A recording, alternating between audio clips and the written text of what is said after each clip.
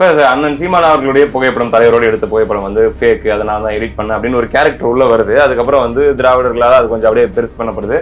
திடீர்னு பார்த்தா அந்த நபர் சங்ககிரி ராஜ்குமார் அப்படிங்கிற நபர் வந்து ஈழத்துல போயிட்டு அங்க ஏதோ ஒரு சின்ன சின்ன கூட்டம் மாதிரி அங்க இருந்துகிட்டு, நாங்க ஈவேரா அவர்களுடைய சிலையை இங்க நிறுவ போறோம், அதுக்கு பெரிய திட்டங்கள் போயிட்டு இருக்குது. அந்த மக்கள் கிட்ட ஒரு அந்நியப்பட்ட ஒரு நபரை கொண்டு நீங்க திணிக்கிறீங்க, பிரச்சனை வரும்னு சொல்றீங்க. அப்ப இதுக்கெல்லாம் சப்போர்ட்டிவ் யார் பண்ணணும்? அதுக்கு அகைன்ஸ்டா இருக்கவங்க தான் பண்ண முடியும். யார் அங்க அகைன்ஸ்டா இருக்குது? சிங்கள உளவுத்துறை, சிங்கள ராணுவம். அந்த அந்த கூட்டத்தோட அந்த கருங்காலிகளோடு, அந்த துரோகிகளோடு, அந்த எதிரிகளோடு இந்த கருங்காலிகள் சேர்ந்து கை கோக்குறாங்க. அங்கேருந்து கேட்பாங்க, நம்ம உதவி பண்ணுவோம், கேட்கறதே செய்துக்கிட்டு இருப்போம். நம்மளை தாண்டி யாருன்னா ஒருத்தர் வந்தானா அவனை வந்து உளவுத்துறையாளன்னு கையை வந்து முத்திரை குத்திடுவோம். நம்ம மட்டுமே அத்தாரிட்டியாக இப்படி தான் அவங்க இயங்கிக்கிட்டு இருந்தாங்க. இயக்கமும் அவங்க வந்து இவங்க யார் என்னன்னு தெரிஞ்சு பயன்படுத்துவதற்காகத்தான் வச்சுக்கிட்டு இருக்குது. அந்த நபர் புரியுது, சங்ககிரி ராஜ்குமார் திடீர்னு வந்து ஒரு நபர் இந்த படத்தை நான் தான் வெட்டி ஓட்டணும் அப்படின்னு நீ சொல்ல முடியுமா? முதல்ல பக்காவா உண்மையான படம்னு எடுத்தவங்க எல்லாருமே சொல்லிட்டாங்க, எல்லாமே பார்த்தாச்சு, முடிஞ்சாச்சு. அப்ப இது கட்டவிழ்த்து விடப்பட்டது யார்? இதன் மூலமாக இவனை ஒரு பெரிய ஐக்கானா உருவாக்கி உடனே எல்லா ஊடகங்களும் இவனை தூக்கி பேசிச்சா அப்படின்னு சொல்றாரு. அது போக இந்த சீமான் அப்படிங்கிற இந்த கேரக்டர் இந்திய மற்றும் தமிழ்நாடு உளவுத்துறையால் கொண்டு வரப்பட்டது. அதாவது கருணாநிதி அவர்களுடைய ஆட்சியில தமிழ்நாடு அரசுடைய உளவுத்துறையால கொண்டு வரப்பட்ட ஒரு கேரக்டர் தான். அவங்க தான் வந்து அதை பூதாகரப்படுத்துறாங்க. கருணாநிதி கூட நீங்க கை கோத்துக்கிட்டு இருந்தீங்களா? அது சரி. இப்ப உளவுத்துறைன்றது மக்கள் கிட்ட கொண்டு போய் எல்லாத்தையும் சேர்க்கணும்னு விரும்புமா, சேர்க்காம இருட்டடிப்பு பண்ணணும்னு விரும்புமா? இந்த உணர்வை இருட்டடிக்கிற வேலையை நீங்க செய்துட்டு இருந்திருக்கீங்க. ஹிட்லருடைய இது எப்ப முடிஞ்சது? செகண்ட் வேர்ல்டு வார் பிறகு இல்ல, இந்த காலகட்டத்துல இல்ல மன்னிப்பு கேட்டாங்க. கேளுங்க, நீங்க கேளுங்க. இப்போதைக்கு ஸ்டாலின் கேட்க சொல்லுங்க. சார்பில் நடக்க போற அந்த ஒரு போராட்டம், சாதிவாரி கணக்கெடுப்பு பற்றியும் அதே போல பஞ்சமி நிலங்களை மீட்பது பற்றியும் கிழிக்கிறதுக்கு வேற ஒண்ணுமே எடுக்க வேண்டிய ஒரு அரசு. நாங்க வந்து இதை செய்து அதை பண்ண, இதை புரட்டி பண்ண, அதை பண்ணது இன்னும் வந்து பித்தலாட்ட அரசியல் பண்ணிட்டு இருக்கிறனால அவங்களுடைய அடிப்படை அவனுக்கான நிலத்தை கொடுத்தா அவன் கம்பீரமா எழுந்து நிற்பான். அந்த திராவிடம் 50 ஆண்டுகளுக்கு மேல இதை மறிச்சுக்கிட்டு உட்காந்துட்டு இருக்குது, குறுக்கால படுத்துக்கிட்டு உட்காந்துட்டு இருக்குது.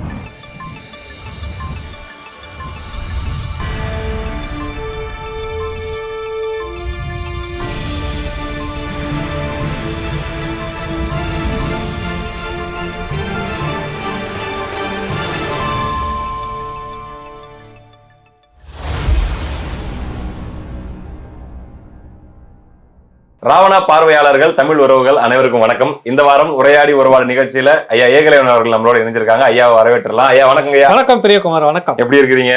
நல்லா இருக்கேன். நிறைய கேள்விகள். அது இந்த வாரம் ஐயா ஸ்டாலின் அவர்கள் உங்களுக்கு போட்டியாலாம், உங்களுக்கு எனக்கெல்லாம் போட்டியா வந்து ஒரு யூடியூபரா மாதிரி வீடியோ எல்லாம் விட்டுருக்காரு. அதை பத்தி எல்லாம் நிறைய கேட்டிருக்காங்க. ஆமாங்கய்யா, வந்துட்டாருங்கய்யா. அதை பத்தி எல்லாம் கேட்டிருக்காங்க. அதுக்கு முன்னாடி ஒரு சீரியஸான விஷயம் நான் உங்ககிட்ட கேட்கணும். முதல்ல அதான் கேட்கணும்னு நினைச்சேன். இப்போ அண்ணன் சீமான் அவர்களுடைய புகைப்படம், தலைவரோடு எடுத்த புகைப்படம் வந்து ஃபேக், அதை நான் தான் எடிட் பண்ணேன் அப்படின்னு ஒரு கேரக்டர் உள்ள வருது. அதுக்கப்புறம் வந்து திராவிடர்களால் அது கொஞ்சம் அப்படியே பெருசு பண்ணப்படுது. திடீர்னு பார்த்தா அந்த நபர் சங்ககிரி ராஜ்குமார் அப்படிங்கிற நபர் வந்து ஈழத்துல போயிட்டு அங்க ஏதோ ஒரு சின்ன சின்ன கூட்டம் மாதிரி அங்க இருந்துகிட்டு, நாங்க ஈவேரா அவர்களுடைய சிலையை இங்க நிறுவ போறோம், அதுக்கு பெரிய திட்டங்கள் போயிட்டு இருக்குது, வரலாற்றிலே முதல் முறையாக ஈழ மண்ணில் ஈவேரா சிலை வரப்போகுது அப்படின்னு சொல்லி பண்ணிட்டு இருக்காரு. இது வெறும் அந்த ஒரு நபருடைய செயலா அல்லது பின்னாடி யார் இருக்கிறாங்க, அங்க என்ன நடக்குதுங்க, அங்க என்ன ஈழ மண்ணில் என்ன நடக்குது? உண்மையை இதை பேசணும்னு நினைச்சேன் தம்பி. என்ன தெரியல, நீங்களே இந்த கேள்வி கேட்டீங்க. ஒரு ஒத்த கருத்துன்றதால ஒரு இதில் இருக்கிறதால தோணி இருக்கும். எனக்கு இதை பற்றி பேசணும்னு நான் இருந்தால் நல்ல வேலை கேட்டுட்டீங்க.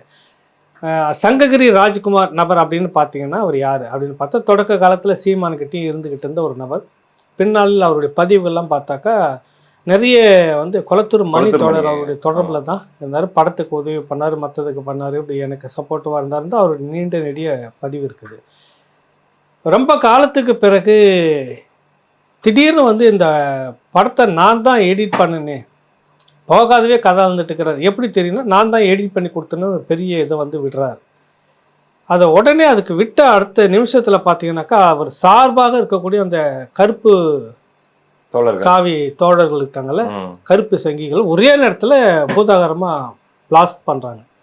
அது பெரிய ஒரு பரபரப்பாக, என்னடா ரொம்ப இது நடந்தது 8 நடந்தது, 2008 18 முடிஞ்சிச்சு, 20 வந்துச்சு, கிட்டத்தட்ட 17 ஆண்டுகளுக்கு பிறகு இந்த நபர் ஏன் வெளியில் வரணும்? ஒரு கேள்வி அங்கே தான் நீங்க எல்லாம் அந்த பரபரப்புக்குள்ளதான் ஓடிட்டு இருந்தீங்க. ஆமாங்க, எல்லாமே நான் வந்து அந்த விஷயத்தை எப்படி உடைக்கணுன்றதுக்காக அது வேற ஒரு விஷயத்தை எடுத்தோன்னா அதுக்குள்ளே நிறைய புலமேந்த மண்ணில் இருக்கக்கூடிய அந்த களத்துல இருந்த தோழர்களை எல்லாம் பேசி எடுத்து போட்டு எக்ஸ்போஸ் பண்ணியாச்சு. சரி, அது ஒரிஜினல் படம் தான் அப்படின்னு ஒன்று. அதுக்கு இன்ன வரைக்கும் மறுப்பு சொல்லவே இல்லை அந்த நபர். அது எக்ஸ்போஸ் ஆயிட்டார். அந்த கட்டத்தில் இன்னொன்று என்ன நடக்குது அப்படின்னு பார்த்தீங்கன்னாக்கா, ஈழத்துக்கு போறாரு.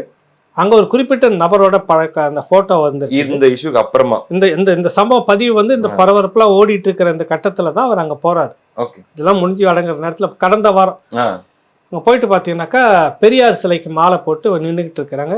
பெரியார் சிலை ஈழ வந்து வைக்கப்படும் அப்படின்னு சொல்லிட்டு, இது பின்னாடி ஏதோ சாதாரண அந்த நபர் அங்கே போயிட்டாரு. அங்கே இருக்கக்கூடிய நபர் அவங்க வச்சிருக்கிறார். அவர் வந்து அங்கே இருக்கக்கூடியவர் வந்து அந்த அதாவது அவர் வந்து முழுக்க முழுக்க அம்பேத்கரிஸ்ட் அப்படின்னு சொல்லிக்கிறாரு. சிங்கள உளவுத்துறையுடைய சேர்ந்து நிறைய சிக்கல்களில் வந்து ஏற்படுத்திட்டு இருக்கிற தமிழ் சமூகத்துக்கு இந்த காட்டி கொடுப்போம் மற்ற விஷயங்கள் அது இதுன்னு நிறைய செய்திட்டு இருக்கக்கூடிய ஒரு நபர். போதை மருந்து கடத்தல் அந்த தொடர்பில் இருக்கிறவர் தான் அப்படி சொல்லப்படுது. அவரை அதுக்குன்னே அங்கே சிங்கள ரெஜிமெண்ட் வந்து வச்சுக்கிட்டு இருக்குது. புரியுதுல்ல? சரி, எப்பவுமே ஒரு கைக்கூலியாக ஒரு நபரை வந்து வச்சுக்கிட்டு சரி துணிச்சலாக அவர் வந்து நீங்க இது பண்ணாலும் அவருக்கு சப்போர்ட்டிவா வரும். இல்லைன்னா அவ்வளவு நூற்றுக்கணக்கான போராளிகள் நிறைந்த அந்த மண்ணில், பல நூறு போராளிகள் தியாகம் செய்த அந்த மண்ணில் ஒருத்தர் வந்து துணிச்சலாக வந்து இந்த மாதிரியான காட்டி கொடுப்பு இல்லை ஒரு தனியாக சிங்களத்தோட தொடர்பில் இருந்துட்டு ஒரு அதிகாரத்தோடு இருக்க முடியுதுனாக்கா அது உளவுத்துறை நெட்வொர்க் இல்லாமல் சாத்தியமில்லை. சரி, அப்படிப்பட்ட நபரோட இந்த ராஜ்குமார் பழனிசாமி, இந்த ராஜகுமார் சங்ககிரி ராஜ்குமார் போறாரு. இந்த ராஜகுமார் போறனாக்கா ராஜகுமார் தனி நபர் அல்ல. அவனுக்கு ஈழம்ன்றது கிழக்கும் தெரியாது மேற்கும் தெரியாது. நம்மளை போலதான் விஷயங்கள் பேசிட்டு இருக்கக்கூடிய நபரா வேணா இருக்கலாம். அப்ப அவர் போறதுக்கான இந்த நெட்வொர்க் எங்கிருந்து வருதுனாக்கா, கரிஞ்சட்டை தோழர் அவர் யார் கூட தொடர்புல இருந்தாரு அங்கிருந்து வந்திருக்கணும். ஓ, இது ரொம்ப பெருசா போகுது. புரியுதுல்ல சொல்றத வச்சு பார்க்கும்போது. அப்ப இவ்வளவு நாளும் உண்ட வீட்டுக்கு ரெண்டகம் பண்ற மாதிரி இவ்வளவு நாளும் ஈழ பிரச்சனைக்கு நாங்க தான் அத்தாரிட்டின்னு சொல்லிக்கிட்டு நீங்க இந்த வேலையை செய்திருக்கீங்க அப்படின்னு கொண்டு போய் இந்த விஷயத்தை அங்க வைக்கிறீங்கன்னா என்ன பிளவுபடுத்துவதற்கான வேலை சிங்கள உளவுத்துறையோட சேர்ந்து நீங்க பண்றீங்களா? அங்க இப்ப நீங்க போனீங்கன்னா அது முழுக்க முழுக்க உங்களுக்கு தெரியும். நாமளே பல முறை விமர்சிக்கிறோம். அவங்க வந்து ஆன்மீகத்துல பேர் போனவர்கள் ஈழ மக்கள். தலைவரை வந்து அந்த சாதிய பாகுபாடுன்றது ரொம்ப மோசமா இருந்தது. எப்போ இயக்கம் தலையெடுத்ததோ இல்லை அதெல்லாம் முடிச்சு அடித்து நொறுக்கி சமத்துவம் தான் அங்கே இருக்கிறாங்க. ஆனால் அந்த ஆன்மீக வழியில் இருக்கிறவங்க இருந்துக்கிட்டே இருக்கிறாங்க. கிறித்துவத்துக்கும் முக்கியத்துவம், இஸ்லாத்துக்கும் முக்கியத்துவன்ற மாதிரி போயிட்டு இருக்குது. இப்போ நீங்கள் அங்கே போய் கடவுளை நினைப்பவன், கடவுளை கற்பிப்பவன், அயோக்கியன், முட்டாள், காட்டு மிராண்டின்னு சொல்கிற அந்த ஸ்லோகத்தை சொல்லிட்டு பிரச்சாரம் பண்ணும் போது இங்கே வந்து அந்த ஆன்மீக மண்ணில் இருக்கக்கூடிய ஆன்மீகவாதி இந்துக்கள் இருக்கிறாங்களே 90%, 99% வருவாங்க. இவங்க எப்பயுமே 1%, 2% தானே இங்கேயும். அங்கே அதை விட மோசமாக வரணும் இனிமேல் வந்தால்க்கா. அப்போ ஒரு மோதல் போக்கை வந்து பண்ணுறப்போ உங்களுக்கு சப்போர்ட்டிவ் அங்கே யார் இருக்கணும்? மக்கள் மொத்தமும் எதிர்க்கிறாங்க. அதை மீறி நீ செயல்படணும். செயல்படுவதற்கு சிங்களம் தான் இருக்கும். அப்போ யார் துணையில் நீங்கள் அங்கே வந்து ஈவராவை கொண்டு வைக்கிறீங்க? அது என்ன சொல்கிறாங்கன்னா, நாங்கள் செலவு வைப்போம், செலவு வைக்கும்போது வந்து அவங்க எடுக்க வருவாங்க, பிரச்சனையாகும், அதை அகற்றுறதுக்காக. அப்போ 4 பேர் வந்து ஏன் இதை எடுக்கிறீங்கன்னு கேட்பாங்க. அப்படி கேட்டாங்கன்னா ஒரு விவாதம் ஏற்படும். ஓ, இவர் தான் ஈவேராவா, இதெல்லாம் பண்ணியிருக்காரா அப்படின்னு சொல்லி அப்போ அப்படியே பரவும். இவர் தான் ஈராவாவா, தமிழ்நாட்டை குட்டிச்சோறாக்கணவர் தானே இங்கேயும் வரணுன்ற கேள்வி தான் வருவாங்க. அது இருக்கட்டும், அந்த உங்கள் விவாதம் இருக்கட்டும், உங்கள் கற்பனாவாதம்லாம் இருக்கட்டும். தமிழ்நாட்டில் என்ன கிழிச்சிருக்கீங்க, என்ன குறுக்குன்னு இருக்குமோ பொழந்து போட்டுக்கிறேன்னு சங்கி சிரிச்சுக்கிட்டு இருக்குது. உங்களுக்கு அதை பற்றியான ஒரு அவமானமும் இல்லை. இன்ன வரைக்கும் ஒரு பொது விவாதத்தை உங்களால் ஏற்படுத்த முடியல. பஞ்சமர் நிலத்துக்கு இத்தனை பெரியாரிஸ்டுகள் இருந்து குரல் கொடுக்காத ஒரு மண்ணாக இருக்குது. நீங்கள் வந்து ஒடுக்கப்பட்ட மக்கள், பட்டியலின மக்களுக்கு நாங்கள் தான் அத்தாரிட்டின்னு இன்றைக்கி சொல்லிட்டு இருக்கிற அயோக்கியத்தனத்தை இப்போ இனிமேல் ராவணாவில் தான் உடைக்க போகிறோம். புரியுதுல உங்களுக்கு? அதை நீங்கள் என் மேலே என்ன வேணாலும் சொல்லிக்கோங்க, உங்களுடைய நெட்வொர்க்கில் சொல்லி நீங்கள் என்ன வேணாலும் வழக்கு போட்டுக்குங்க. அதை பற்றி எனக்கு பிரச்சனையே இல்லை. நீங்கள் முடக்கிறதுக்கான திட்டமிட்டாலும் கூட இந்த அயோக்கியத்தனத்தை உடைச்சி அம்பலப்படுத்தணுன்றது தான் நோக்கம். ஏன் சீமான் வந்து மார்ச்சி அது பேசுவோம் நம்ம. அப்போ இந்த நெட்வொர்க் இருக்கிறதா அங்கே போயிடுவோம். அந்த சிங்களத்தினுடைய அனுசரணையில் தான் நீங்கள் செய்ய முடியும். ஈழ மக்கள் எதிர்க்கிறாங்க. அந்த மக்கள்கிட்ட ஒரு அந்நியப்பட்ட ஒரு நபரை கொண்டு நீங்கள் திணிக்கிறீங்க. பிரச்சனை வரும்னு சொல்றீங்க. அப்போ இதுக்கெல்லாம் சப்போர்ட்டிவ் யார் பண்ணணும்? அதுக்கு அகைன்ஸ்டா இருக்கவங்க தான் பண்ண முடியும். யார் அங்கே அகைன்ஸ்டா இருக்குது? சிங்கள உளவுத்துறை, சிங்கள இராணுவம். அந்த அந்த கூட்டத்தோட அந்த கருங்காலிகளோடு, அந்த துரோகிகளோடு, அந்த எதிரிகளோடு இந்த கருங்காலிகள் சேர்ந்து கை கோர்க்குறாங்க. அப்ப சிங்கள ராணுவத்துடைய அல்லது சிங்கள உளவாளிகளுடைய உதவியோடு தான் ஈவேரா அங்கே திணிக்கப்படுகிறார். சிங்கள ராணுவ உதவியோடு தான் நீங்கள் இங்கே வந்து இந்த அரசியலை நகர்த்துறீங்களா? ஏன் இத்தனை ஆண்டு காலமும் நீங்கள் இயக்கத்துக்கு இருந்துட்டு இருக்கிறீங்க? அங்கே இருக்கிற போராளிகளுக்கு நீங்கள் தான் ஆளினால் அழகராஜான்னு சொல்லிட்டு இருந்தீங்க, அதெல்லாம் மறுக்கலை. 2009 ஏன் தொய்வாக இந்த போராட்டத்தை விட்டீங்க? ஏன் கலைக்கிற மாதிரி செய்தீங்க அப்படின்ற ஒரு நோக்கம் இப்போ வருதா உங்களுக்கு? நீண்ட நெடிய ஒரு திட்டத்தோடு அந்த இயக்கமும் அதுவும் போகணுன்றதுக்கு நீங்கள் துணை இருந்தீங்களா? அங்கே இயக்கம் இருக்கிற வரைக்கும் நம்மளால பெரியார் சிலையை கொண்டு போய் நிறுத்த முடியாது, இல்லை என்றால் நிறுத்தலாம், பொறுமையாக கொண்டு நிறுத்திக்கலாம்னு ஆரம்பிச்சிருக்கிறீங்களா? அதுதான் நீங்க தலைவர் கூட நெருக்கமாக இருந்தவர் தானே அந்த டைம்ல பண்ணிருக்கீங்க. ஏன் நீங்க வந்து சொல்லி இல்லப்பா நாங்கெல்லாம் உதவி செய்துட்டு இருக்கிறோம், இந்த மண்ணில் ஒரு சிலையை நீங்க வச்சிருந்து? அங்கே நேதாஜிக்கு இருக்குது, எம்ஜிஆருக்கு அவருக்கு இருக்குது, புரியுதில்லை உங்களுக்கு? தமிழர் தலைவர்களுக்கு இருக்குது, அந்த மண்ணை சேர்ந்தவர்களுக்கு. ஒரு மூத்த போராளிகிட்ட பேசிட்டு இருக்கும்போது இது கொஞ்சம் விரிவாகவே பேசிடுவோம். ஒரு துரோகத்தை வந்து ஒரு மூத்த போராளிகிட்ட வந்து பேசும்போது, தலைவரோட ஒத்த வயசுடையவர் பேசும்போது ஒரு விஷயத்த சொல்கிறாரு. கேம்ப் 3ன்னு சொல்லுவாங்களா அதை. அப்போ வந்து குறுகிய கொஞ்சமாக பயிற்சி பெற்றுட்டு போயிட்டு இருக்குங்க கிட்ட அவர்களோட தொடர்பில் இருந்து பண்ணிட்டு இருக்காங்க. அந்த பேட்ச்ன்னு நினைக்கிறேன் அவங்க. அந்த இதில் இருக்கிற வயசு சொல்கிறத பார்த்தாக்கா பயிற்சி கொடுத்துக்கிட்டு இருக்கும்போது இங்கே இந்த தீக்கா தோழர்கள்லாம் அந்த பழக்க வழக்கம், பொருள் உதவி பண்ணுறது போகிறது, இங்கே தான் ட்ரைனிங் எடுத்துகிட்டு போகிறாங்க சிறுமலையில் மற்ற இடத்துல எல்லாமும். அப்போ ஒரு கட்டத்தில் திடீர்னு அந்த கேம்புக்குள்ளார வந்து பெரியார் படத்தை வந்து மாற்றுறாங்க. சம்பவம் நடந்து ரொம்ப கேட்கறதுக்கு நல்லா இருக்குது. பெரியார் படத்தை மாற்றுறாங்க. மாட்டின ஒரு 2-3 நாள் வந்து இருக்கும். அந்த அது என்ன சொல்லுவாங்க, அது வந்து வட்ட கொட்டில்னு சொல்லுவாங்க. சரி சரி. அந்த முகாமுக்கு வந்து ஒரு வட்ட அடிவில் போட்டுட்டு அங்கே எல்லாம் பொதுமக்களும் வந்து சந்திக்கலாம், குறைகளை சொல்லலாம், பிரச்சனைகளை பண்ணலாம், பல்வேறு தரப்பு பட்டவங்க சந்திக்கிறதுக்காக சொல்லுவாங்க. மற்றபடி கேம்ப் எல்லாம் தனித்தனியாக பிரிஞ்சு இருக்கும். வட்ட கொட்டில்னு சொல்கிறாங்க அந்த இடத்த. அந்த இடத்துல வந்து இந்த படத்தை வந்து வச்சுருக்காங்க. அங்கே மற்ற தலைவர்களோட படம்லாம் இருக்குது. சரி. ஒரு 4 நாள் இருக்கிறதுக்குள்ளார ஒரு அதிரடியாக தலைவர்கிட்ட அறிக்கை வருது. தலைமை அப்படின்னு வச்சுக்கலாம், அறிக்கை வருது. இந்த மண்ணில் தியாகம் செய்த போராளிகளை தவிர்த்து, தமிழர் இந்த ஈழ தலைவர்களை தவிர்த்து வேறு எந்த படங்களையும் யாரும் முன்னெடுக்க வேண்டாம் என்று கேட்டுக்கொள்ளப்படுகிறது. இது கடுமையாக கையில் எடுத்து நடைமுறைப்படுத்தணும் அப்படின்னு சொன்ன உடனே அந்த படத்தை எல்லாமே நீக்கிட்டாங்க. நேதாஜி படம் மட்டும்தான் அங்கே இருக்கிறதுக்கு அனுமதி. அதை விட்டா எம்ஜிஆர் அவர் வந்து சிலையாக வந்து வச்சுருக்காங்க, அது வேறு. அப்போ அது பிற்பாடு எல்லா முகாம்லையும் பார்த்தீங்கன்னா இந்த தியாகம் செய்த போராளிகள், ஈழத்து போராளிகள், அந்த தலைவர்கள், நேதாஜி இப்படியாக தான் இருக்குது. அவங்களுக்கு படிப்பினை சொல்லி கொடுக்கும்போது கூட வந்து பார்த்தீங்கன்னா அவங்களுக்கு முழுக்க முழுக்க வேலு நாச்சியார், மருது சகோதரர்கள் இதெல்லாம் தான் வந்து பேசியிருக்கிறாங்க. அப்போ அந்த அது என்ன நோக்கத்தோட வந்து அவங்க தொடக்கத்திலே அதை வந்து கட் பண்ணியிருக்கிறாங்க, தெரியுதா? புரியுதுங்க. அப்போ அது அதனால தான் இத்தனை கருஞ்சட்டிகள் நீங்கள் போயிட்டு வந்த பிற்பாடும் இயக்கம் இருந்தவரை, தலைவர் இருந்தவரை, இந்த பெரியார் படம், பெரியார் சிலைன்னு அங்கே கொண்டு போய் வைப்போம் அப்படின்றதுக்கு நீங்கள் முன்னெடுக்கவே இல்லை. இப்போ நீங்கள் செய்யறீங்க. உனக்கு அங்கே துணையாக இருக்க போகிறது யாருன்னா வெகுஜன மக்கள் கிடையாது, அங்கே சிங்கள இராணுவம், சிங்கள உளவுத்துறை உங்களுக்கு கை கொடுக்கும், உங்களுக்கு பக்கபலமா இந்த ஆளுங்களோட இவங்க இங்கிருந்து நெட்வொர்க் பண்ணிட்டு வேற என்ன நீங்க மறுக்க முடியுமா? அதில் அப்போ அந்த போயிட்டு இருக்கிற கேரக்டர் பொம்மை தான், அது வந்து அம்பு தான். அது எழுதவர்கள் இங்கே இருக்கிறாங்க. நான் அது வெளிப்படையாகவே சொல்கிறேன். நீங்கள் வந்து தொடர்ச்சியாக துரோகத்தோடு கை கோத்துக்கிட்டு இருக்கீங்க அப்படின்னு தோணுது. இல்லைன்னா 2009 இந்த போராட்டம் நிச்சயமாக விழுந்திருக்காது. போராடுவதை போல நீங்கள் காட்டி கொண்டு இருந்தீர்கள். புரியுது. ஒரு வெகுஜன மக்கள் கட்டமைப்பை வந்து நீங்கள் திரட்டலை. இதே கொளத்தூர் மணி அவர்கள்ட்ட 2010ஆம் ஆண்டு முள்ளிவாய்க்கால் முடிவல்ல, இனி என்ன செய்யலாம் அப்படின்ற ஒரு விவாதத்துக்காக அழைச்சிருந்த போது நேரடியாக அந்த கேள்வி நான் வைக்கிறேன். இன்னும் இருக்குது. நீங்கள் இயக்கத்துக்காகவும் தேசிய தலைவர்களுக்காகவும் ஒரு ரஜினி ரசிகர் மன்றத்தை போல இயங்கி கொண்டிருந்தீர்களான்னு கேள்வி நான் வைக்கிறேன். ஆமான்றார். நாங்கள் ஆமா. அந்த கேள்வியுடைய அர்த்தம் என்னங்க? நீங்க வந்து மக்கள்கிட்ட இன்னைக்கு போகுதில்லை. 2010க்கு பிறகு ஒரு தனி நபர்னு சொல்லக்கூடிய ஒரு சீமான் முன்னெடுப்புல நீங்க 1000 விமர்சனங்கள் நீங்க வைக்கலாம், அது எல்லாருக்குமே இருக்குது. அதை தாண்டி அந்த கட்டமைப்பை கொண்டு போய் செய்திருக்கிறார்ல, தமிழ்நாடு முழுக்க பட்டி தொட்டியில அந்த படத்தெல்லாம் வைக்கிற அளவுக்கு இதைத்தான் தலைவர் பல முறை எதிர்பார்த்து கொண்டு இருந்திருக்கிறார். ஆனா நீங்க இது எதுவுமே செய்யல. இந்த கட்டமைப்பை அன்னைக்கு இருந்து நீங்க செய்திருந்தீங்கன்னாக்கா, நீங்க பழகின காலத்திலிருந்து, பயிற்சி கொடுத்த காலத்துல 87க்கு பிறகு 2009 வரைக்கும் ஒரு 10,000 பேர், ஒரு 20,000 பேர், ஒரு 50,000 பேர், 1,00,000 பேர்னு கூட்டக்கூடிய கட்டமைப்பு நீங்க செய்யல, மக்கள்கிட்ட கொண்டுட்டு போகல. போர் முடிந்த பிறகு டாக்டர் ராமதாஸ் அவர்கள் இது சம்பந்தமாக ஒரு இதுக்காக போகும்போது திண்டிவனம் பக்கத்துல இன்னொரு ஊருக்குள்ள போகும்போது சொல்றாரு, அங்க இருந்துகிட்டு ஒரு பேட்டி கொடுக்குறாரு, நல்லா ஞாபகம் இருக்குது. நடந்து முடிஞ்ச இந்த ஈழ என்ன பிரச்சனை மக்களுக்கு தெரியவில்லை, வேதனை அப்படின்னு சொல்றாரு. மக்களுக்கு தெரியாததுல இவங்க எல்லாருக்குமே தானே பங்கு இருக்குது. அப்ப அதான் தலைவர்கள் சொல்றாங்க, எல்லாருமே அதை தானே பரவலா பங்கு கொண்டு போய் சேர்க்கல. ஒரு ரசிகர் மன்றமாக அவங்க வச்சுக்கிட்டு இயங்கிட்டு இருந்தாங்க. சிறப்பு. அங்கிருந்து கேட்பாங்க, நம்ம உதவி பண்ணுவோம், கேட்கறது செய்துக்கிட்டு இருப்போம். நம்மளை தாண்டி யாருன்னா ஒருத்தர் வந்தானா அவன் வந்து உளவுத்துறை ஆளுன்னு கையை வந்து முத்திரை குத்திடுவோம். நம்ம மட்டுமே அத்தாரிட்டியா இப்படிதான் அவங்க இயங்கிக்கிட்டு இருந்தாங்க. இயக்கமும் அவங்க வந்து இவங்க யார் என்னன்னு தெரிஞ்சு பயன்படுத்துவதற்காகத்தான் வச்சுக்கிட்டு இருக்குது. புரியுது? நான் அப்படித்தான் நினைக்கிறேன். இல்லை அப்படின்னு சொல்லியிருந்தா இத்தனை ஆண்டு கால பிறகு நீங்க இப்போ போய் எதுக்கு இந்த சிலையை கொண்டு போய் வைக்க வரீங்க? எதற்காக இந்த 18 ஆண்டுகள் கழிச்சு சீமானுடைய படம் வெட்டி ஓட்டதுன்னு பொய்யா அவன் சொல்லியிருக்க வாய்ப்பு இருக்குமா?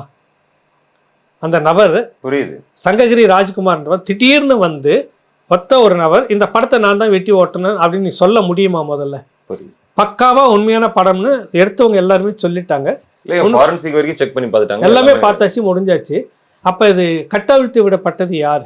இதன் மூலமாக இவனை ஒரு பெரிய ஐக்கானா உருவாக்கி உடனே எல்லா ஊடகங்களும் இவனை தூக்கி பேசிச்சா, இவன் பெரிய ஒரு ஆளும் மீடியாவும் மைக் போய் வாயில விட்டாங்க. அதுதான் அதுதான் உங்களை வந்து இந்த இது வந்து பிளான் வந்து இவனை கொண்டு வந்து முன்ன நிறுத்துது. ஒரு இன்டெலிஜென்ட்னுடைய ஒரு ஐடியா முழுக்க உளவுத்துறையினுடைய கட்டமைப்புல இந்தியா அப்படி பல முறை செய்திருக்கு. ஒரு நபரை திடீர்னு பூஸ்டர் கொண்டு வந்துட்டு அவர் வந்து எல்லா இடத்துக்கும் போவார் வருவார், அவர் கட்டமைப்புக்குள்ள எல்லாத்தையும் இயக்குற மாதிரி கொண்டு வந்து நிறுத்தும். அந்த இடத்துக்கு அந்த பையனை கொண்டு வந்து நிறுத்திருக்கீங்கல்ல, அந்த இடத்துக்கு அந்த சகோதரனை கொண்டு வந்து நிறுத்திருக்கீங்கல்ல, ராஜ்குமார், சங்ககிரி ராஜ்குமார. யார் அவரு?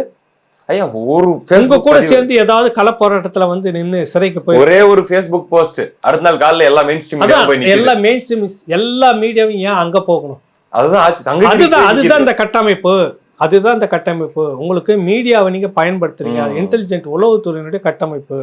நீங்கள் ஏதோ சேர்ந்து இந்த இனத்துக்கு இன்னொரு பெரிய அடிவெட்டு நீங்க வைக்க போறீங்க. ஏதோ குழி வெட்டுறாங்க, ஏதோ அங்க ஒரு பெரிய பிரச்சனைகளுக்குள்ளார திசை மாத்திட்டு ஈழம், அந்த மண், அந்த சிக்கல், அந்த விடுதலை என்பதை மாற்றிட்டு பெரியாரா கடவுள் இல்லையா என்ன இந்த வட்டத்துக்குள்ள கொண்டு போய் நிறுத்துறீங்க. அப்ப இது ஒரு பெரிய திட்டமாக இருக்கிறது. நீங்க வந்து தெரிந்தே கருங்காலிகளாக மாறிக்கிட்டு இருக்கீங்க. நீங்க தெரிஞ்சே இனத்துரோகத்துக்கு துணை போயிட்டு இருக்கீங்க. இனியும் போறதா நீ முடிவு பண்ணி அந்த களத்துல இந்த வேலையை செய்துக்கிட்டு இருக்கிறீங்க. இது வந்து நல்லதல்ல. அந்த மண்ணில் இருக்கக்கூடிய மக்கள் வந்து ஒவ்வொரு குடும்பத்திலையும் வந்து சொல்லுவாங்க, வடகாடு மாவட்டத்தில் ஒரு குடும்பத்தையும் தட்டி கேட்டால் வீட்டுக்கு ஒரு இராணுவத்தர் இல்லை ஒரு வாத்தியார் இருப்பாங்கன்னு சொல்லுவாங்க. அந்த மாதிரி ஈழ மண்ணில் எந்த கதவை நீங்கள் தட்டி கேட்டாலும் அந்த குடும்பத்தில் ஒரு தியாகி இருந்திருப்பான், போராளி. அப்படிப்பட்ட மண்ணில் இதெல்லாம் நீங்கள் அனுமதிக்கணுமா? இந்த அரசியலுக்குள்ளே நீங்கள் நுழையணுமா? வந்து இந்த அரசியலுக்குள்ளே நுழையணும். இதுலேயே நீங்கள் ஒரு 1/4 நூற்றாண்டு 1/2 நூற்றாண்டு போட்டுக்கிட்டு இருக்கணும் சண்டை. அப்போ மெயின் நோக்கம் இருக்குல்ல, அது உங்களுக்கு பின்னுக்கு போயிடுது இல்லை? கட்டாயம். நீங்க தேர் எடுத்துக்கிட்டு ஒரு குழுவும் கடவுள் சிலை தூக்கிட்டு ஒரு குழுவும் இங்க எப்படி வீம்புக்குன்னு இதை பண்றாங்க. அதான் இங்க எப்படி இந்த தமிழ் ஓர்மையை வந்து சிதைக்கணுமோ இப்படி வந்து அப்புறம் இதுக்குள்ள வந்துச்சுனாக்கா அவன் ஒருத்தர் அப்புறம் பெரியாரை வச்சுக்கிட்டு ஒடுக்கப்பட்ட மக்களுக்கு இங்க மண்ணாங்கட்டி இல்லை, அது இல்லை, இதுலன்னு ஒன்று பண்ணுவோம். அதுக்கு எதிராக ஒரு குழு கடமை. அங்க இருக்கக்கூடிய இன்னும் 4 சாதி 4 விதமா பிரிஞ்சிடும்.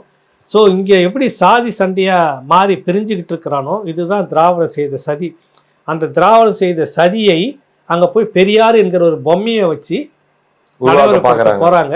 இது வளர தொடங்கிடுச்சுனாக்கா பிரதான நோக்கம் இருக்குல்ல, அது பின்னுக்கு போயிடும். அங்க இருக்கிற தமிழர் மத்தியில பிளவு ஏற்படுறது. இதுதான் வந்து உங்களுக்கு சிங்களம் விரும்புகிறது. சிங்களத்துக்கு நீங்க இங்க இருந்துகிட்டு கருங்காலி, இந்தியனுடைய இன்டெலிஜென்ட் அதுதான் விரும்புது. ரெண்டுக்கும் சேர்ந்த கருங்காலி வேலையை நீங்க பண்ண தொடங்கி இருக்கிறீங்க.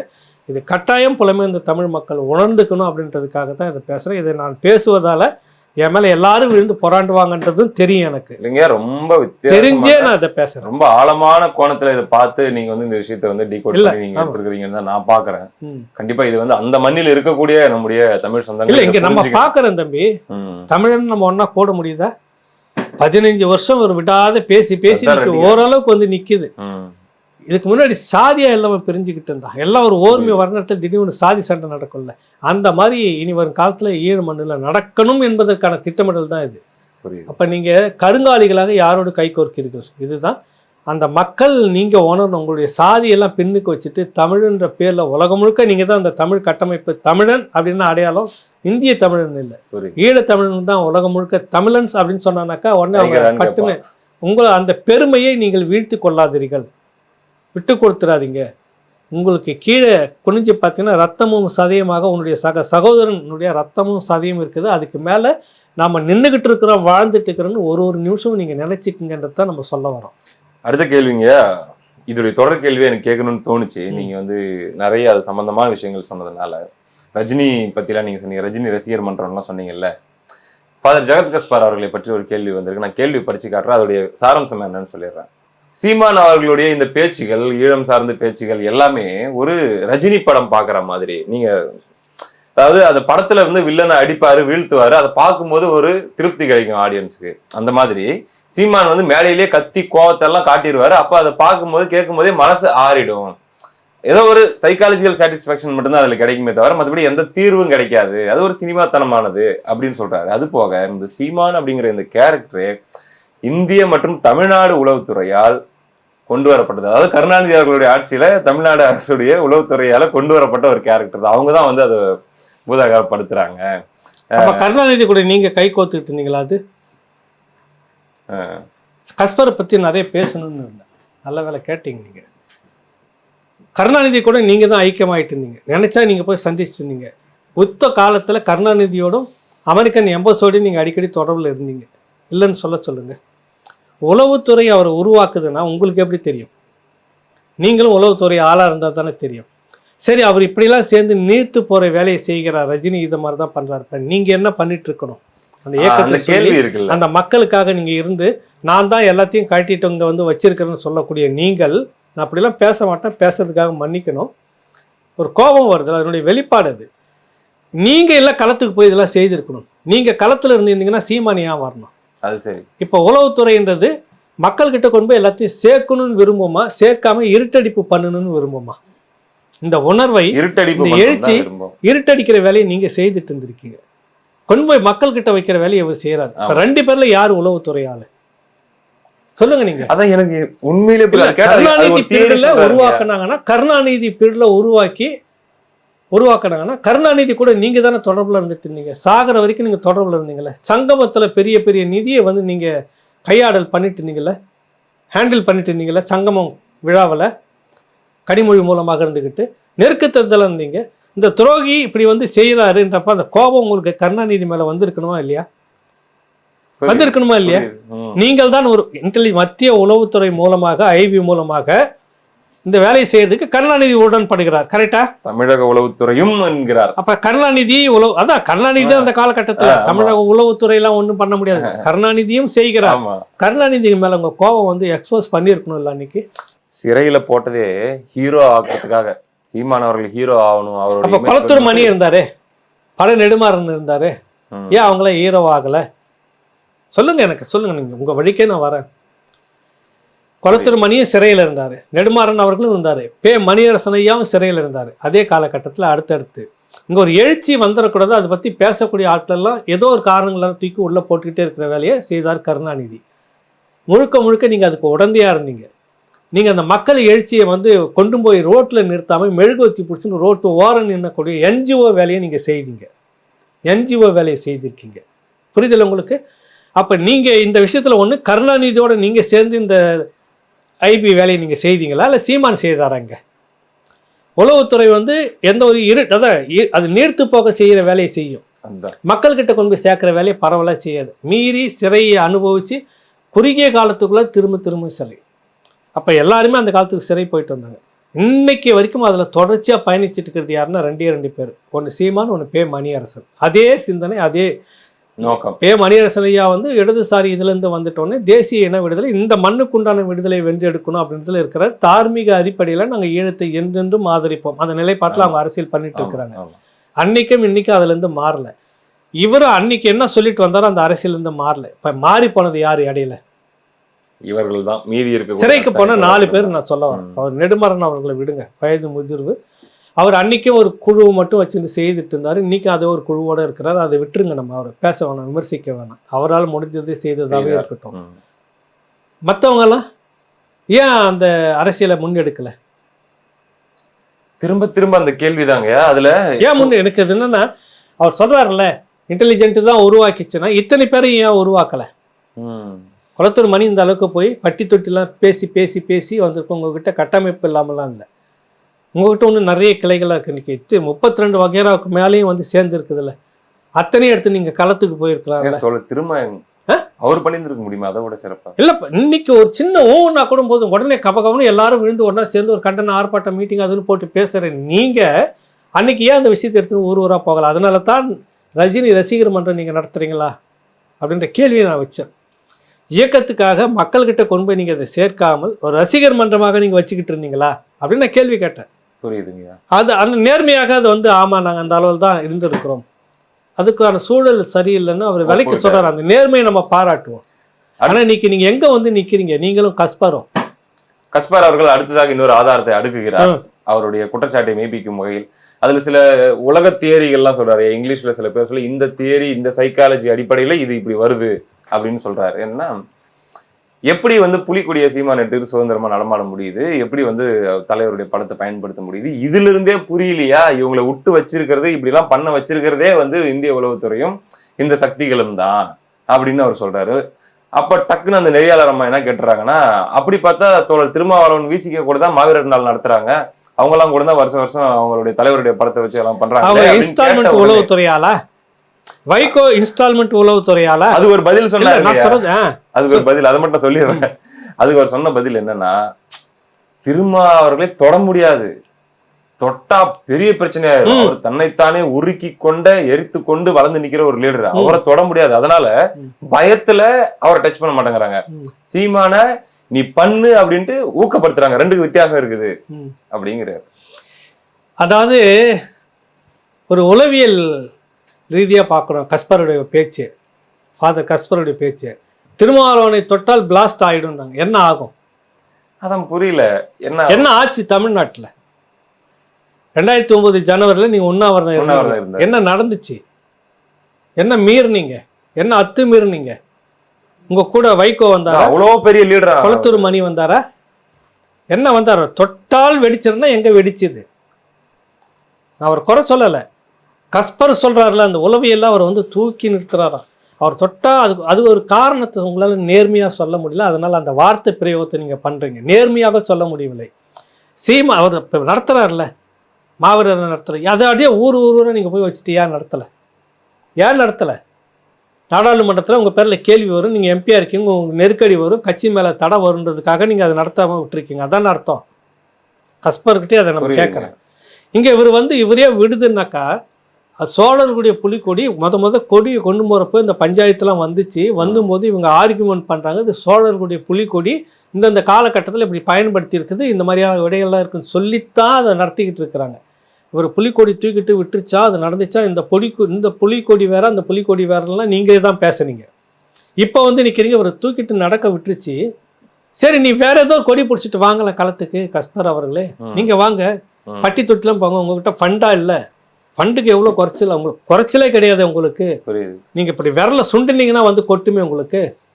இங்கே திரள் நீதினாச்சும் பிச்சை எடுக்கிற மாதிரி எடுத்துக்கிட்டு கேட்டு நீங்கள் இப்படி பண்ணால் போதும். உலக தொழிலதிபர்கள்லாம் உங்களுடைய விரல் நுனியில் தானே இருக்கிறாங்க, இந்திய தொழிலதிபர்களும் உங்கள் விரல் நுனியில் தானே இருக்கிறாங்க.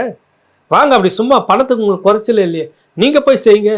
சீமானை வந்து புறக்கணிச்சிருங்க, மக்கள் புறக்கணிக்கிற வேலையை ஊராக போய் நீங்கள் பேசுங்க. என்ன வேலை செய்யணும்? நீங்க எங்களை மாதிரி எல்லாரையும் தனிமைப்படுத்தி, அதாவது துரோகிகள்லாம் நீங்க வந்து உங்களை தனிமைப்படுத்தல, நீங்களே வந்துட்டு உங்களை எக்ஸ்போஸ் பண்ணிக்கிட்டு இருக்கீங்க. உலக தமிழர்கள் கிட்ட இருந்து ஈழ போராட்டத்துக்கிட்ட இருந்து எங்களை எல்லாத்தையும் துரோகின்னு சொல்லி ஒதுக்கிட்டாங்க, ஒதுக்கி வச்சுட்டாரு. சரி, எப்படி ஒண்ணு ஒதுக்கி வைக்க முடியும்? நீயே சொல்லுங்க. நீ தொடர்ந்து இயங்கிக் கொண்டு இருந்தால் அந்த மக்கள் வந்து லேசுப்பட்ட மக்கள் இல்லை, ஈழ தமிழ் மக்கள் இல்லை, நீங்க அவ்வளவு லேசா இடப்பற்ற முடியாது. கூடவே இருப்பாங்க, என்ன எதுன்னு சொல்லாம உங்களை பத்தி எல்லாமே ஸ்கேன் பண்ணக்கூடிய அளவுக்கு அவங்க வந்துட்டு ரொம்ப கொடூரமான நிலையிலிருந்து வந்தவங்க. வசதி வாய்ப்போடு இருந்திருக்கலாம், வாழ்க்கையில் அவங்க நுணுக்கமான அடிகளை வந்து உடல் ரீதியான ஃபிசிக்கல் இதில் மன ரீதியான அடிகளை வாங்கினவங்க. அவங்க வந்து துணிஞ்சு வந்து ஒருத்தர் வந்து நிற்கிறாங்கன்னா அவ்வளோ லேசுப்பட்டவங்க. ரசிகர், நீங்கள் நடத்துகிற ரசிகர் மன்ற குஞ்சுகள் இல்லை அவங்களாம். அவங்களுக்குள்ளே விவாதித்து பேசி 100 முறை. இன்னைக்கு சொல்கிறார் ஒருத்தர் வந்து பேசின 2 வருஷம் நிற்க மாட்டான், ஓடிடுவான், இப்படிலாம் போயிடுவான். மூத்தவர் சொல்கிறாரு, நாம் தமிழர். ஆமாம், 2-3 ஆண்டுகளுக்கு அவன் பேசுவான், அதுக்கு மேலே இருக்க மாட்டான்னு எங்களுக்குள்ள விவாதிச்சுக்கிட்டு இருந்தோம். இத்தனை ஆண்டுகள் கடந்துச்சு, இது வரைக்கும் இவ்வளவு அவதூறுகள், இவ்வளவு பிரச்சாரத்துக்கு மத்தியில் இன்னும் அந்த இது போயிட்டே தான் இருக்கிறாங்க அப்படின்னு சொல்லிட்டு இருக்கிறாங்க. அப்போ யாருன்னு மக்கள் பார்க்க தொடங்குறாங்கல்ல. புரியுது. நீங்கள் என்ன பண்ணிட்டு இருந்தீங்க? விட்டுட்டு தொழில் ரீதியான வர்த்தக கூட்டத்தை நடக்க போயிருந்த உலகம் முழுக்க, அதன் மூலமாக நீங்கள் என்ன வேலை செஞ்சுட்டு இருக்கிறீங்க? இன்டெலிஜென்ட் வேலையை நீங்கள் செய்கிறீங்களா, சீமான் செய்கிறாரா? உலகம் முழுக்க போயிட்டு அங்கங்கே நடத்திட்டு ஈழத்தமிழ் மக்கள் மத்தியிலும் தாயக தமிழ் மக்களும் இன்னும் புலம்பெயர்ந்த இன்னும் மலேசியா சிங்கப்பூரில் இருக்கக்கூடிய எல்லாருக்கிட்டையும் நீங்கள் தொழில் ரீதியாக வர்த்தகத்தில் மேலே இருக்கவங்களாம் கூட்டு ஒரு ஆர்கனைஸ் பண்ணிட்டு இருக்கீங்களே, எதுக்கு? நாங்க வந்து ஈழத்துல கஷ்டப்படுறவங்களுடைய வாழ்க்கையை மேம்படுத்துறதுக்காகன்னு சொல்றாங்க. நீங்க சொல்றீங்க, இவங்க சொல்லாம இவங்களுக்கு தான் செய்துக்கிட்டு இருக்கிறாங்க. என்ன நடந்துட்டு இருக்குதுன்னு உங்ககிட்ட சொல்லிட்டு இருக்கணுமா? நீங்க என்ன மேம்படுத்தணும்னு பட்டியல் போடுங்க, அவங்களும் மேம்படுத்தணும்னு பட்டியல் போடுவாங்க. அவங்க கட்டமைப்பு என்ன செய்திருக்குது, வாழ்வியல் ரீதியாக வந்து செய்திருக்குது. நீங்க என்ன பண்ணிட்டு இருக்கீங்க? நீங்க உங்களை மாதிரி தான் எல்லாருமே பண்ணிட்டு இருப்பாங்க. நான் பண்ணியிருக்கேன் தனிப்பட்ட முறையில், நீங்க பண்ணியிருக்கலாம் தனிப்பட்ட முறையில், அதெல்லாம் சொல்லிட்டு உட்காந்துட்டு இருக்கிறோமா? அவங்களும் செய்திருக்கிறாங்க உங்களுக்கு, சும்மா இல்லை. ஈழ மக்கள் ஒன்றும் அந்த மாதிரிலாம் கிடையாது. ஒன்று நீங்கள் கொடுத்தே உங்களுக்கு திருப்பி கொடுத்துட்டு தான் போகிறாங்க அவங்க. இல்லைன்னா நீங்கள் இந்த அளவுக்கு இன்றைக்கி வந்து கஸ்பர் வந்து இன்றைக்கி செல்வ செழிப்பில் கொழிக்கிற ஒரு நபராக இருந்திருக்க முடியாது. நீங்கள் வந்து இவ்வளோ எப்போ நீங்கள் இவ்வளோ பெரிய கட்டமைப்புக்குள்ளே வந்தீங்களே, நீங்கள் தான் இன்டெலிஜென்ட் ஆளாக இருக்கணும் ஒழிய மற்றவங்க இருக்க முடியாது. நான் ஓப்பனாகவே சொல்கிறேன், நீங்கள் தான் இன்டெலிஜென்ட் ஆளாக இருக்க முடியும். செல்வம் கட்டு மீறின செல்வம் உங்ககிட்ட தான் இருக்குது. புரியுதில்ல? புரியுதுங்க. ஏன் உங்கள் பேரில் வந்துட்டு சிபிஐ ரெய்டு வந்துச்சு, பிறகு அது என்ன ஆச்சு, எப்படி உங்கள் பேர் மட்டும் விடுபட்டதா வந்தது, இந்த கேள்வியெல்லாம் இருக்குங்க. புரியுதில்ல? நீங்கள் என்னன்னா இந்த திராவிட கூட்டம் மாதிரி அவங்க கருப்பு சண்டையை போட்டுன்னு அவதூறு பேசுகிறாங்க, நீங்கள் வெள்ளை அங்கேயே போட்டுட்டு அவதூறு பேசுகிறீங்க. அதில் திமுகவும் ஐயா கருணாநிதி அவர்களும் ஒரே ஒரு தவறு இழுத்து விட்டதாக அவர் சொல்கிறாரு. அது என்ன அப்படின்னா, அதெல்லாம் முடிஞ்சதுக்கப்புறம் போரெல்லாம் முடிஞ்ச அந்த 2011 அந்த காலகட்டத்தில் ஒரு மன்னிப்பு கேட்டிருக்கலாம். நாங்கள் இன்னும் கொஞ்சம் கூட முயற்சி எடுத்து இதை தடுத்து நிறுத்தி எல்லாம் பண்ணி, நீ அவ்வளோலாம் இறக்கப்பட வேணாம், நீங்கள் மன்னிச்சிருங்கன்னு சொல்லி. ஒன்றும் இல்லை, இன்னைக்கு திமுக கூட தான் அவ்வளோ நீங்கள் மன்னிப்பெல்லாம் கேட்டு எவ்வளோ யோக்கிய மாதிரி பேசக்கூடாது, இந்த பேச்செல்லாம் பேச, இதான் இன்டெலிஜென்ட் உளவியல் ரீதியாக நேர்மையாக காட்டிக்கிற போக்கு இது. நீ ஒன்றும் கேட்க வேணாம், இப்போ அவங்க பிள்ளைய கேட்க சொல்லு. அங்கே தானே ஐக்கியமாக இருக்கிறீங்க, கேட்கலாமே. ஹிட்லருடைய இது எப்போ முடிஞ்சது? செகண்ட் வேர்ல்டு வார் பிறகு இல்லை, இந்த காலகட்டத்தில் இல்லை மன்னிப்பு கேட்டாங்க அவங்க. கேளுங்க, நீங்கள் கேளுங்க. இப்போதைக்கு ஸ்டாலின் கேட்க சொல்லுங்க. நீங்கள் கேட்டுட்டீங்க. KS ராதாகிருஷ்ணன் அவர்கள் கோட்டு சூட்லாம் போட்டுன்னு ஸ்டாலின் அவர்கள் தேர்தலுக்கு முன்பு உலகம் முழுக்க கொண்டு போயிட்டு லண்டன் தமிழர்கள்கிட்ட மன்னிப்பு கேட்டார். நடந்துருச்சு தெரியாம, வழக்கம் போல மீத்தேன் கையெழுத்து போட்டு தெரியாம போட்டுட்டேன், இப்போ இந்த மாதிரி நடந்து போச்சுன்னு சொல்லிட்டு. இப்போ நீங்கள் என்ன ஒன்றும் இல்லை, சட்டமன்றத்தில் அதிமுக போட்ட தீர்மானம் இருக்குது இல்லை, இலங்கைக்கு பொருளாதார ரீதியாக இந்தியா உதவக்கூடாது, சர்வதேச போர்க்குற்ற விசாரணையை வந்து நடத்துறதுக்கு இந்தியா பக்கபலமாக அழுத்தத்தை கொடுக்கணும், மகிந்த ராஜபக்சே வந்துட்டு போர்க்குற்றவாளின்னு அறிவிக்கணும், இப்படியான தீர்மானம் நிறைவேற்றாங்களே. இந்த தீர்மானத்தை ஒட்டி நீங்கள் அழுத்தமாக பேசுங்க. இப்போ இருக்கிற கவர்மெண்ட் வேற ஒன்றுமே பண்ண வேணாம். அதுவே நீங்க மன்னிப்பு கேட்ட மாதிரி இப்போ பேசுங்களேன். நீங்கள் மோடி அரசுக்கு எதிராக தானே இருக்கீங்க. அப்படி ஒரு டாபிக் கூட வாயில வர இல்லைங்க, நீங்கள் மோடி அரசுக்கு எதிராக இருக்கிறது தானே சொல்றீங்க. இப்போ உங்கள் 40 நாடாளுமன்ற உறுப்பினர் டெல்லியில் போயிட்டு இலங்கை அரசுக்கு இந்தியா உதவக்கூடாது, தமிழ்நாடு அரசுக்குரிய தீர்மானம் கரெக்டா? மகிந்த ராஜபக்சே போர்க்குற்றவாளியாக அறிவிக்கணும், சர்வதேச விசாரணைக்கு வந்து இந்தியா வந்து அழுத்தம் கொடுக்கணும். இப்படியான விஷயங்களுக்கு அங்கே பேசுங்களேன். நாங்கள் தமிழ் மண்ணுக்காக மக்களுக்காக நாங்கள் செய்கிறோம், கஸ்பர் அவர்களே இதை கொஞ்சம் பேசி இந்த 40 நாடாளுமன்ற உறுப்பினர்கள் தூண்டி நீங்க அங்க போய் பேசுங்க. உளவுத்துறைக்கு யார் ஒத்தாசையா இருக்கிறாங்க, யார் பக்கபலமா இருக்காங்க தெரிஞ்சிடும். அது நடத்த சொன்னீங்கன்னாக்கா உங்களுக்கு வேற சிக்கல் வரும். சரி, ரைட்டு, புரியுதுல்ல? புரியுதுங்க.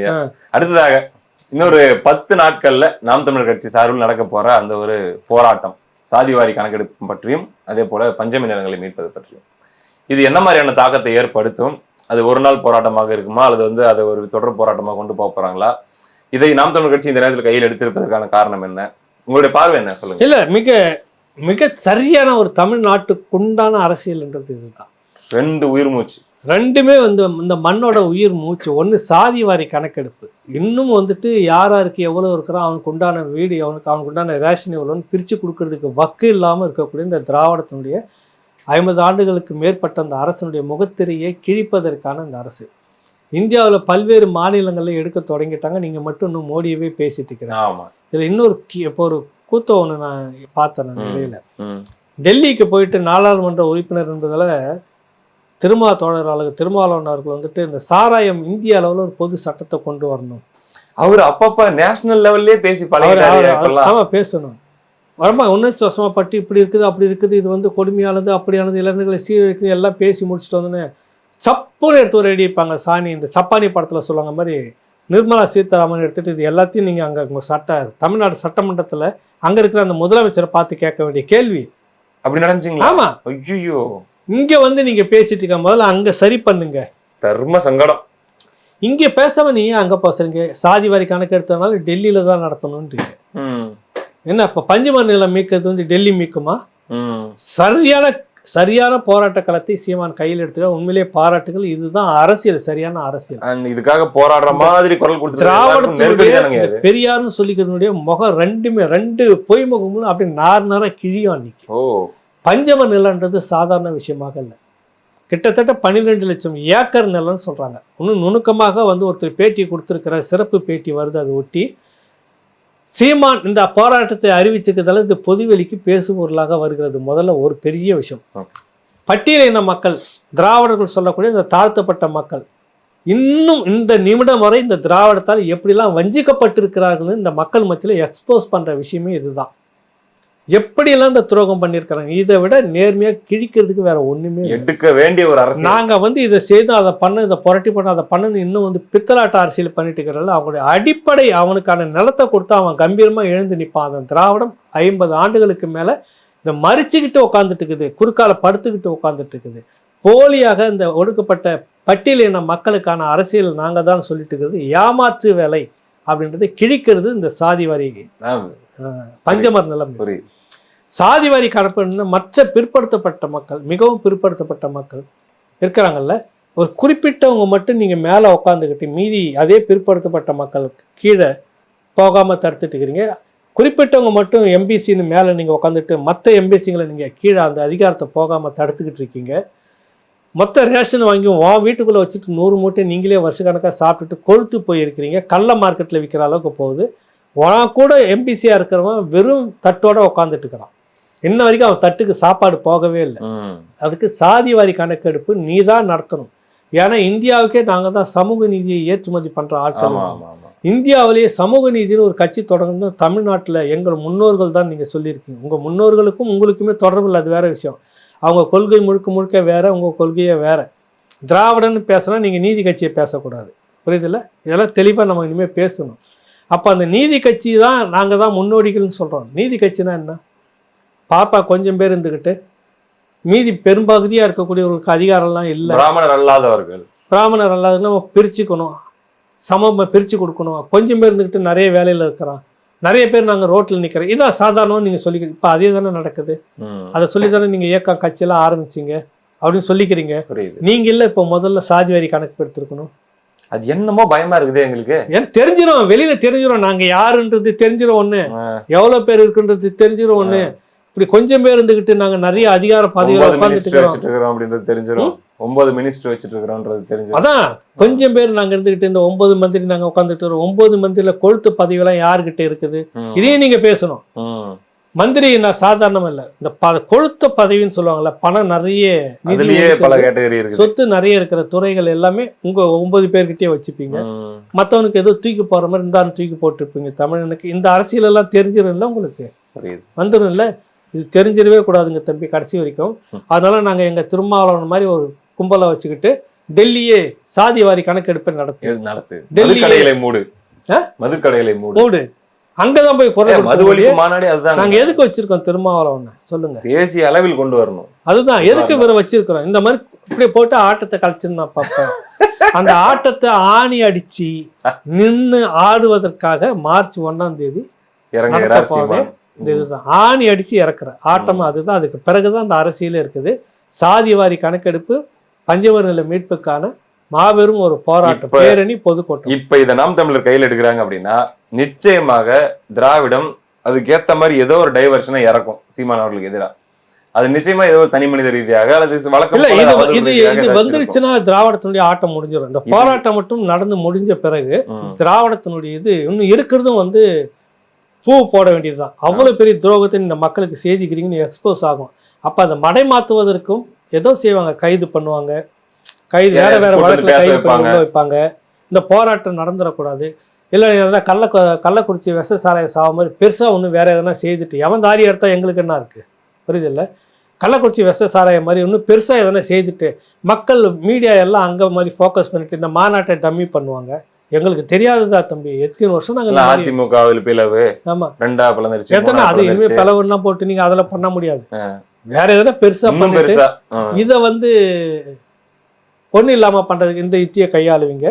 எப்படி நீங்க ஆனாலும் மக்கள் மத்தியில் இதுக்கு பதில் சொல்லி ஆகணும். நீங்க பண்ண மிக பெரும் வரலாற்று துரோகம், இனத்துரோகத்தினுடைய இன்னொரு அங்கம் இந்த பட்டியல சமூகத்துக்கான நிலத்தை நீங்கள் அபகரிச்சுக்கிட்டு இன்னும் கொடுக்காம இருக்கிறது, சாதிவாரி கணக்கை பொறுத்து உரியவர்களுக்கு உண்டான உரியதை கொடுக்காமல் வச்சு தடுத்துக்கிட்டு இருக்கிறதுக்கு சரியாக வந்து மாட்டிருக்கீங்க. இப்போ தான் நின்று ஆடக்கூடிய ஒரு அரசியல் தலைவரை நீங்கள் பார்க்குறீங்கன்னு அர்த்தம். 1ஆம் தேதிக்கு பிறகு அது பெரிய அளவில் வெடிக்கும். ஏதோ ஈவேரா எதிர்ப்பு அப்படின்ற அளவுல சுருங்கிரும் அப்படின்ற மாதிரி எதிர்பார்த்தா இது ரொம்ப பெருசா போற மாதிரி தெரியுது. எல்லாமே நீர்த்து போயிடும். ஈவேரெல்லாம் அது ஒன்றும் இல்லை, வெங்காயம் தான் உரிக்க ஒன்றும் இல்லைன்றது பிறகுதான் தெரிய போகும். அரசியல் சும்மா ஈவேரா திட்டுற அரசியல் கிடையாது, ரொம்ப பெரிய ஸ்கேல்ல கை வைக்கிறாரு. ஆமா, இதுதான் இப்ப வந்து அவங்களுடைய ஜீவாதாரம். திராவிடம் பழைச்சிட்டு இருக்கிறதுடைய ஜீவாதாரத்தினுடைய உயிர் நாடியை வெட்டுவது, லைஃப் லைன் கட் பண்றதுன்னு சொல்லுவாங்கல்ல. நம்ம கேள்விப்பட்டிருக்கோம். இவர் பட்டுவார். நீங்க 2009 எப்படி கடலோர பகுதியில் லைஃப் லைன்ல வெட்டி ஒரு இனத்துக்கு துரோகம் பண்ணீங்களோ, இந்த திராவிடத்துக்கான லைஃப் லைனே இதுதான். இதை வெட்ட போறாரு சீமான். நடக்க போறதை பாருங்க. நல்லதுங்கய்யா. இவ்வளவு நேரம் உங்களுடைய நேரத்தை ஒதுக்கி நண்பர்களுடைய கேள்விகள், என்னுடைய சந்தேகங்கள் எல்லாத்துக்குமே பொறுமையாக உங்களுடைய விளக்கங்களை கொடுத்ததுக்கு ரொம்ப ரொம்ப நன்றி. நன்றி. வணக்கம் தம்பி. வணக்கம்.